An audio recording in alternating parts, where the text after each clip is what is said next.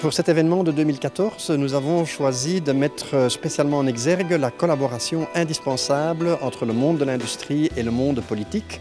Nous pensons que cette thématique est particulièrement relevante puisque nous sommes à moins d'un mois des élections et que donc nos messages doivent être bien compris par le monde politique. L'innovation, c'est la force motrice de notre secteur. Le second pilier, c'est le level playing field. Avec des études de comparaison avec les pays voisins, avec d'autres régions dans le monde, veiller que la concurrence et la compétitivité restent. Et troisièmement, la sécurité juridique est nécessaire pour garantir les investissements à long terme.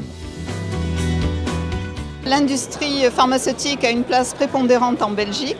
Très importante industrie sur le plan de l'innovation, puisque chaque année, on investit en recherche et développement 2 milliards d'euros en Belgique, ce qui représente de 40% de ce qui se fait en budget d'innovation au total en Belgique chaque année. D'abord, il faut récompenser ceux qui font de l'innovation.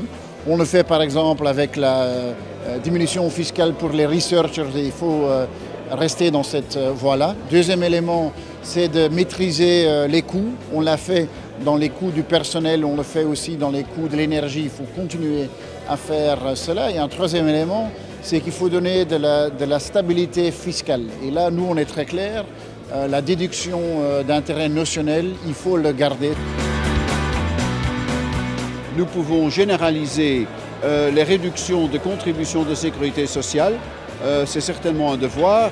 En même temps, nous devons à tout prix négocier avec la communauté européenne le patent box et le sécuriser pour l'avenir et en général voir quels subsides les gouvernements au niveau régional peuvent encore donner au secteur. On a vu au cours de cette Assemblée générale qu'Essentia a réussi à ouvrir un dialogue très constructif avec les pouvoirs publics au travers de ce qu'on a appelé le High Level Group. Il faut que ces travaux se poursuivent. On a apporté un certain nombre de solutions sur quelques sujets, mais il y a des pistes de réflexion qui sont ouvertes. Il y a des challenges qu'il faut continuer à relever. Et effectivement, j'espère que le prochain gouvernement pourra continuer avec Essentia ce dialogue constructif.